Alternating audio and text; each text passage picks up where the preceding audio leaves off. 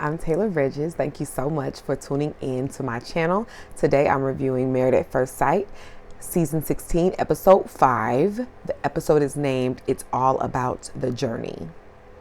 All right, the episode was okay. I'm excited. All the couples are now on their honeymoon, and it looks like at least next episode we're gonna start getting into some things. But it was a nice episode having all the couples come out to their honeymoon. So for starters, the first couple I'm going to speak on is Nicole and Chris. They're doing a rum tasting on the beach, and I'm like, out of all the excursions, that would be my favorite. Like on the beach, sipping a cocktail, and I love a good tasting, but I don't think I can do like those shots back to back like that. It's too hot. You know how like liquor like it burn on the inside? Like that's what I feel like it's doing. Like all that rum back to back is probably burns you on the inside, then it's like hot on the outside. Like I just feel like that's really uncomfortable. So I don't think I would need to be like in a pool, because at least like the water of the pool is like calming. But like just sitting out in like the dry sun with like all this like hot alcohol, no thank you. But the excursion itself, like the tasting, I'm here for it. I would literally turn into the Tasmanian devil in the flesh, especially as hot, like the heat. Oh no, it would be an absolute mess. The rum tasting instructor starts like teaching them this like random choreographed dance, and I'm like, where did this come from? But it was fun. They were great sports about it. They participated. They were getting the moves down. Chris had his like shimmy going on. I was like, this is a good time. That it was definitely my favorite excursion. How many times am I going to say that? Like, we get it. Nicole asks Chris if it bothers him that she loses her cool a lot easier than him. And he said, no, but for her to not think that she can take her anger out on him and he's gonna like stand for it. And I am glad that he set that boundary. You know, I was thinking, it seems like, I'm like, did Chris go to therapy or something? It seems like Chris has done some sort of transformative work from who he was and who he is now. To me, it seems like Chris is now more sure of himself, more confident in himself. He knows what he wants, and I like that he's like solid in himself as a man without like losing his morals and his integrity. He's still that nice guy. He's still that gentleman. He's still that, kind-hearted, hopeless romantic, right? But he's not a pushover. He's not that dude who took old girl out the country and she wasn't feeling him at all. Like the guy who can't read the signals of a woman, He's sure of himself. Like even the way him and Nicole's dynamic, like he's playing it cool. He's providing a safe space for her. He's showing up vulnerable, emotional, a great listener. They have a great chemistry. He's letting her pretty much, she's the one fawning over him, and he's just taking it in stride. He's just being a gentleman. Like, I think he's handling himself very well. And this seems like a totally different Chris than, or at least a more grown, more mature, healed version of Chris than the guy he described himself to be in the past. So I think that's really good for Nicole. Whatever dress or top Nicole was wearing at the beach when they were having dinner, they're like dinner on the beach, was super cute. I was like, what is that? It was like silverish. It was super cute. I am liking Nicole. I didn't like her. Her personality annoyed me, but I'm liking her right now, especially like how she's responding to Chris. And I think she really sees the value in him, and she's like really trying to take it, so she doesn't want to mess up. I think like she is really trying to apply all of the tools that she's ever gained like for this moment. Like she's like, this is the moment to apply all the tools I've ever learned, because she knows she messes it up with Chris, it could be a big L on her part. Chris wants kids. Nicole says she's open to having kids, and I don't see why people play that teetering game with a whole human being you're bringing into the world. Chris says that they'll revisit the subject in like 1 or 2 years, and I'm like, for what? You want kids, why not just be with someone who wants kids? And then Nicole is like up in the air for her. It would be best she go be with someone who's is up in the air for it too. because either you're expecting for her to change her mind in a few years, which that's a lot of pressure and weight and, expectation to put on her because it is her life. But you also have the right to have, like, you want kids. It's nothing to really discuss in a year or two. You want kids. And it's not like on her radar right now. That's enough. So then what happens when 2 years from the road, you still want the family you envision and she still doesn't know? So I'm like, this needs to be discussed in depth. I hope they actually take it seriously, because it's no good if they don't come to the same terms about it. I ask it on the first date. Like, not even if you don't necessarily have to want kids with me. I ask, do you want marriage? Do you want kids? Because if you, let's say I'm on a date and I say, hey, do you want to be married someday? And you're like, oh, I'm going with the flow, it's whatever, then I'm going to run. Like, that doesn't work for me. Like, I'm not, that's how you end up being like a 7-year girlfriend or a baby mama with no ring when you let this stuff be up in the air. No. I want marriage and kids. It's like, not marriage first, then kids, non-negotiable. Like, that's what my relationship, even if it, like, at the beginning, obviously, you don't know if it's ever gonna get there. But we need to have the same plan here. And kids is that, So I don't like when people just teeter and like gloss over that subject. It happens so much, and I think it's like kind of irresponsible, and like a little toxic. Honestly, it's like a little toxic. And maybe in some instances, a little controlling on, if not one, both parties' behalf in a way. So interesting. The next couple I'm going to speak on is Dominique and McKinley. They're both lost AF. Neither one of them knows how to navigate the relationship so far. And neither one of them knows what they're doing at all. They're just like two kids left at home while their parents are out for the week. Like, they don't know what they're doing. I wish they would talk about something. Anything.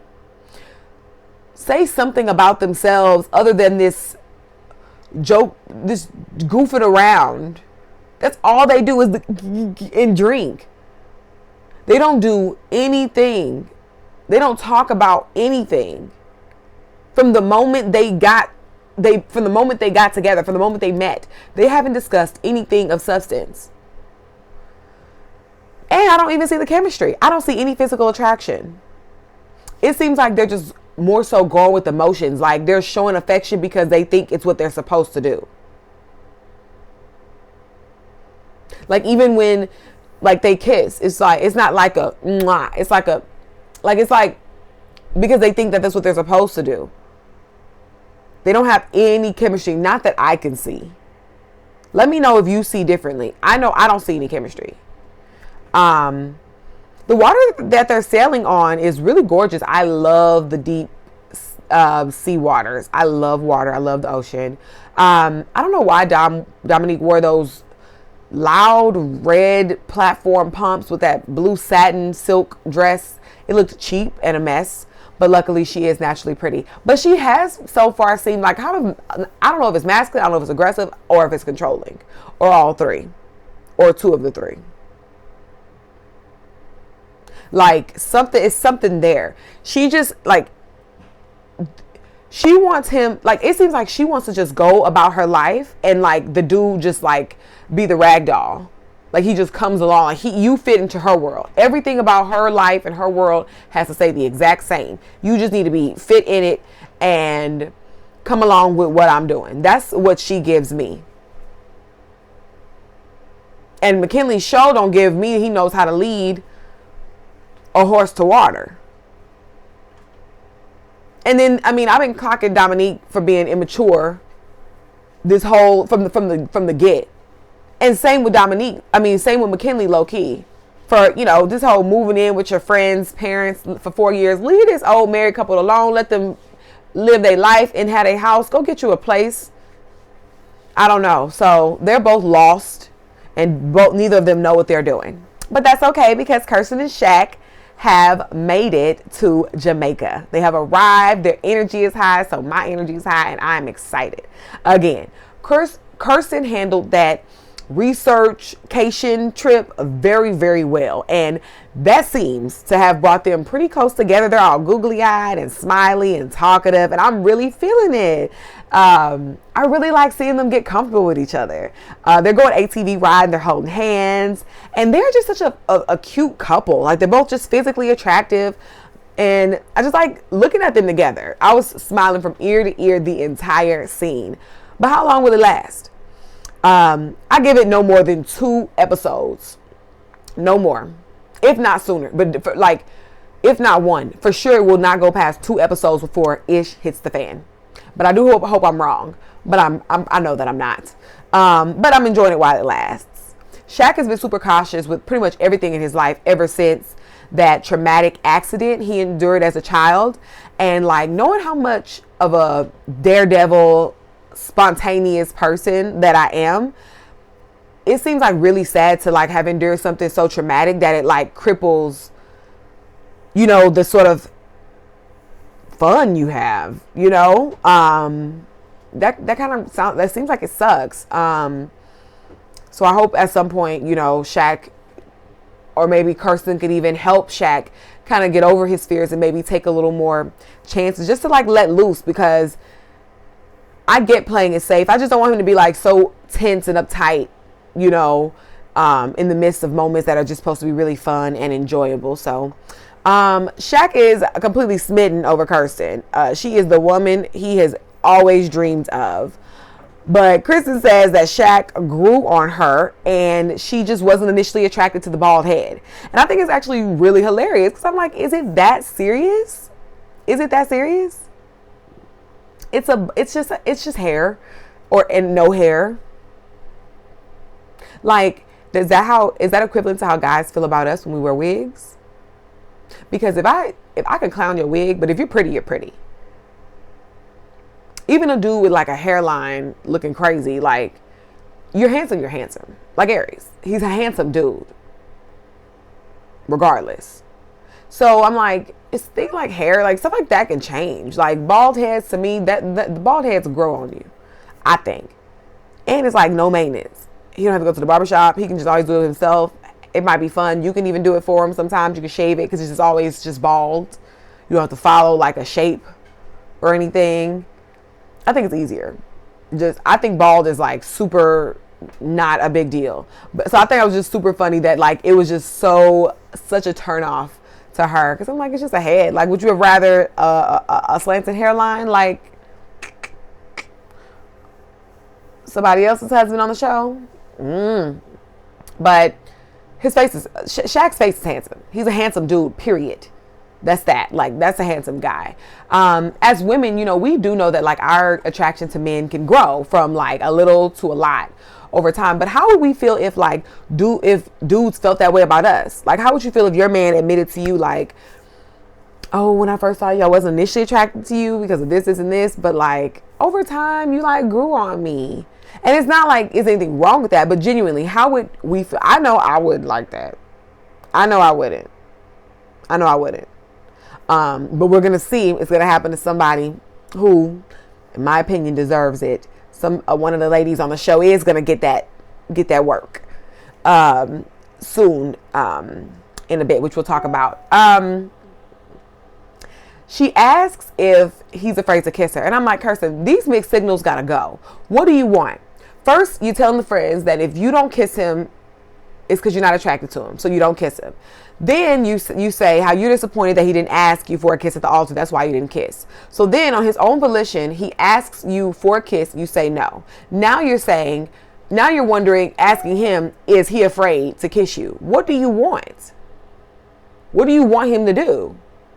We're not going to play these games. He says he's patient, but he can tell she clearly has her guard up. And I resonate with Kristen a little bit because I'm affectionate, but the intimacy of like kissing and beyond just takes a really long time with me, especially because I don't like somebody like all up in my face.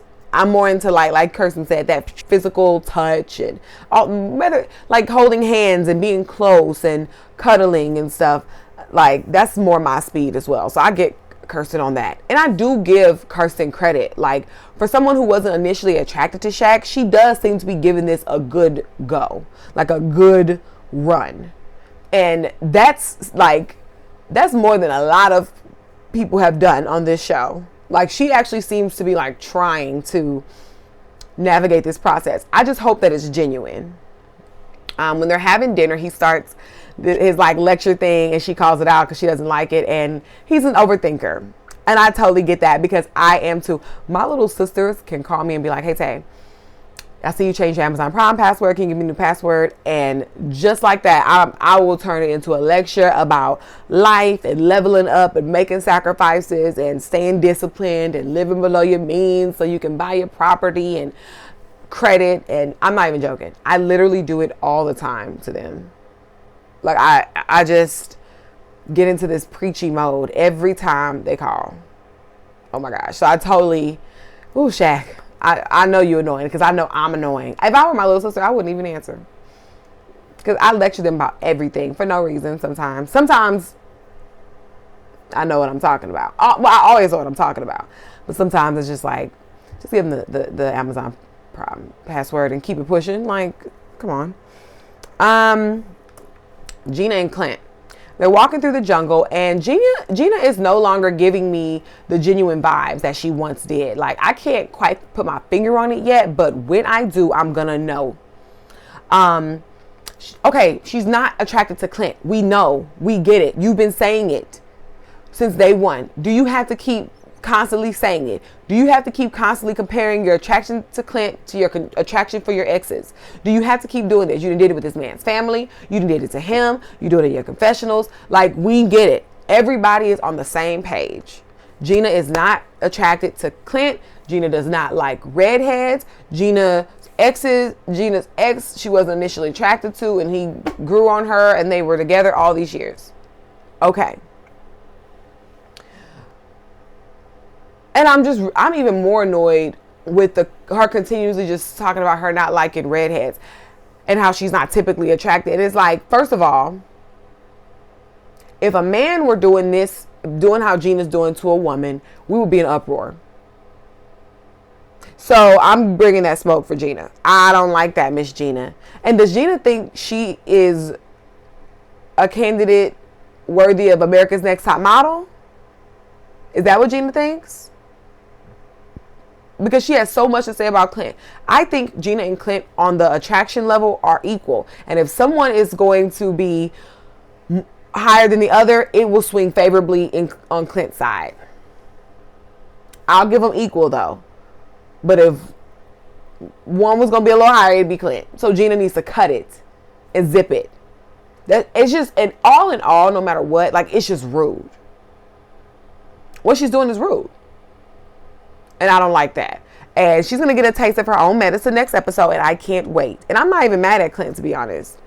Because I just think that's so rude. She just keeps bringing it up constantly. I'm like, is this production? Like, what's going on? Why does she keep talking about this non-attracted to this man? We get it.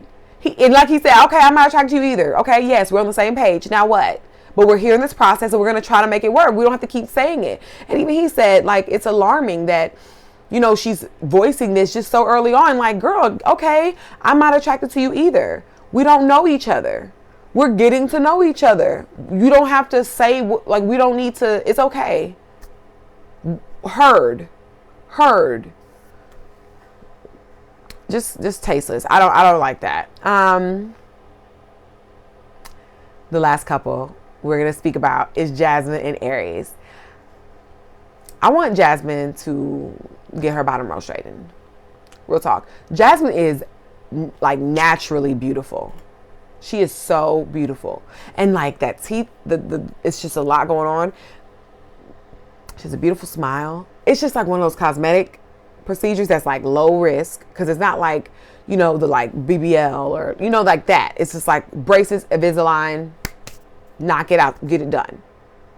That, it's the kind of cosmetic procedure that will literally take her like attraction to 2-3 points up on the scales, in my opinion. I think it's like, that's how she's so beautiful, and it's just like everything else on point. Just get, that's what I think. She just get it over with already. Just get it done. Like, come on, ladies, you know, she's of age. We need to take care of our looks. She's in pageants and stuff. Like, Jasmine is beautiful. It's just like this small thing that she needs to just like knock out real quick. Just knock it out. Get it over with. Do it right after summer. So like, do it at the beginning of fall, so you can get through like winter. If however long it takes, I don't know. It might take like 18 months to 2 years, but whatever. Get it done. Get started. The sooner you start, the sooner it can be done. It's worth it. I got my Invisalign appointment scheduled next week, literally. So it's time to we gotta make these investments into ourselves. Like, that's just a simple cosmetic procedure that would make a world of a difference, because she has beautiful teeth. Like, they're like they look up and down straight, for that matter. It just looks like it may be a lot in there, and I know that happens sometimes with people. I don't know. Just get it straightened. Aries is asking again if she's baking every day, and I think he's being judgmental, and he's being passive aggressive about it, and I don't like that. And he's trying to mask it as if he's joking, but you've brought it up multiple times now, so you care. And for what? Do you eat bacon every day? Do you wear your hairline slanted every day, since we're in each other's business?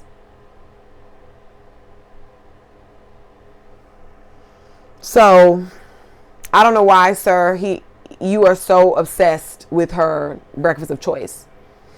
Jasmine asks how Aries' previous relationships have been and why he thinks they didn't work out. He says it was him 80% of the time. He was immature and he gave up easily.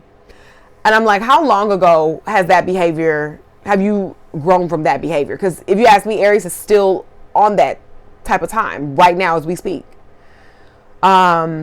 Jasmine says she walked away from all of her previous relationships because she wasn't getting what she needed out of the relationship, and she was also working so much. And I'm like, okay, you help take care of your mother, you have this busy schedule, then you have like, now you have 4 dogs, then you have like puppies, and then you don't have like much time. So if you don't have much time, then you probably aren't at home that much. So how does that house smell? Jasmine just seems like she has a lot going on. And it doesn't even seem like she tried to like put any sort of stability in place before coming on a show for marriage. 4 dogs with 9 puppies is unacceptable.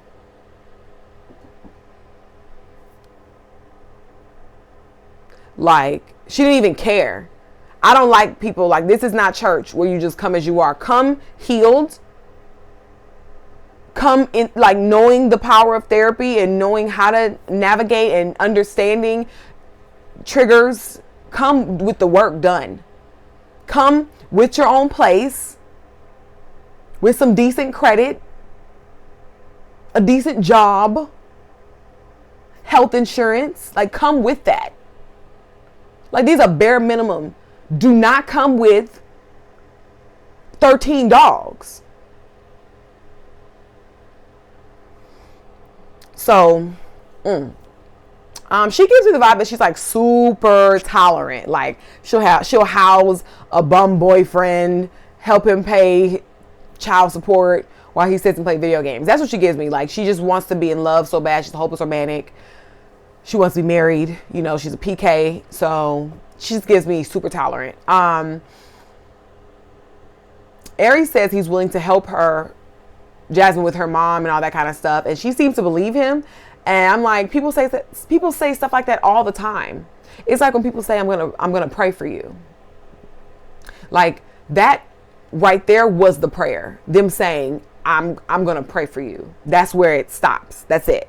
There's no like anything else most of the time after that.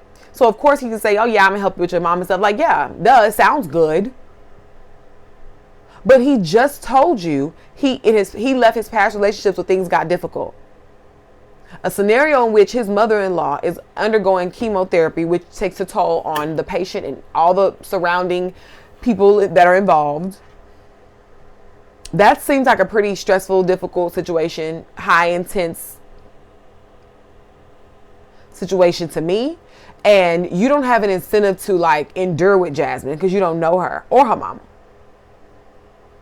So that seems like the perfect scenario that looks difficult and easy to leave. So I'm like, Jasmine, why are you up here letting him, like, that sounds good. People say stuff like that all the time. She needs to get a grip and like open her eyes. Aries is showing exactly who he is without even like trying to sugarcoat. Like, he's showing exactly who he is. I wish she would just open her eyes. They go snorkeling. They haven't displayed much natural affection yet, though, like at all. He rarely like smiles when talking to her, but she's showing all her teeth. And I'm like, do you like her? Because other than sex, they don't, like, he doesn't really show affection. I don't recall him like calling her beautiful. He might have said it once, maybe. But I haven't heard him like mention his like attraction or anything to her since like, I don't know, since maybe after the first episode, if that. So, they are having a nice romantic dinner on the beach, and she asks him like, what does he want to know about her? And he asks her her favorite sex position. And I'm like, I would never talk about no ish like that. Of all the things, you know, to ask and all the things you want to know, you couldn't even pretend to be interested in something about her other than sex. Like, plus, you're not even giving her anything for her to be aroused about. You know what I mean? You're not romancing her. You're not complimenting her. You're not showing her affection, wrapping your arms around her. So how do we get to sex? We don't even have chemistry, affection. They don't even like kiss like as a thing. Like Kirsten and Shaq are more all over each other, like showing way more affection than Jasmine and Aries. They're like literally maneuvering like strangers. Like, he doesn't even show any attraction to her. And he's saying he wants to pull the demon side out of her. And I'm like, you're here to play games. You're too old to be doing this. Come on. You're not here to do anything differently than what you've done in the past. You're not here to do anything differently. Been clocked it. That's really sad. Like, okay, yes, y'all are both adults, right? So, like, talking about sex isn't bad. It's like but like context here. This girl on national TV, she's a preacher's kid. I'm not even a preacher's kid. I wouldn't do. It's just tacky. Y'all don't know each other. She just met you. You're asking these childish questions. You haven't shown her any sexual attraction. You haven't been physically affectionate with her. You've known her for a couple days. Like, you don't have to speak in that tone about sex the way Aries is doing. He's doing it very just immature.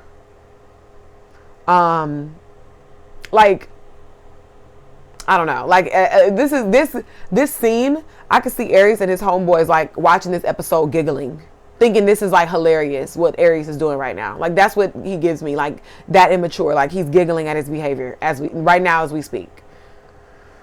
Whew. I'd be so unattracted to a man that's speaking about sex to me in that way. Like, I'm a lady. Do not speak to me like that. Like, at least help her get comfortable around you. At least build some emotional trust. You know, talk about it's giving class, but he needs it to give whore. Who raised him? Like, I'd be so embarrassed to have a son or any sort of man, know any type of man, especially at 40 years old on national TV speaking like that to his wife like this about sex when she's clearly not giving, maintaining, reciprocating any of that energy back. Like, at all. She's doing the nervous laughter, and I don't, like, you're too old. You could take a hint, but he's choosing not to. He's horny and immature. And I'm not even trying to come off prude, though. Like, I don't care if I do anyways, but I know that, and I know that he's saying this in jest and he's trying to be funny a little bit, but on the other hand, he's being dead serious. Like, he's showing us and Jasmine exactly who he is. You're a 40-year-old man on a romantic beach dinner, and this is all you could think to talk about. So to me, it seems like he's pressuring her into like a sexual relationship with him. He just like won't let the issue go, and he doesn't care that he's making her uncomfortable. He doesn't care that she keeps trying to blow it off. He doesn't care. He's going to pressure her into a sexual relationship. And I have a strong feeling that this theme is here to stay for the duration of their time on the show. But we'll see. I'm pretty sure this is going to be like a thing for their time on the show. This whole pressuring into sex. We'll see though. Aries says he's never been in love. I don't know if that's a red flag or not, but I do know that he's coming off extremely emotionally unavailable. And it's like, it sucks because Jasmine's picker is off. So she's not actually taking the behaviors that he's clearly exhibiting as seriously alarming. Like, she's not catching it. At least she hasn't let that on. And Jasmine asks if he has to be in love at the end of the process to say yes. And I think he gave a valid answer. Like, if he said it, I've never been in love in my past relationships that have lasted a year or 2 years. How am I expected to fall in love after 2 months? I'm like, Jasmine, you're going to have to decide what you want. It's your decision to make. If by decision day, are you comfortable moving forward with the marriage if he's not in love with you? Are you comfortable moving forward in the marriage if you're not in love with him? Like, you have to set you ask yourself those questions. You set your own standards, and Aries has the right to set his own. So don't put the ball in his court. This is your life, and you have your own decision and choice to make as it pertains to this marriage. So that is the end of my review. The episode was okay, but it looks like next week it's gonna get heated because Clint is about to give Gina a taste of her own medicine, and I cannot wait. I am very excited. Thank you so much for tuning in to my video. If you would be so kind to like, comment, and subscribe, I would greatly appreciate it. I thank you so much for your time. Bye-bye.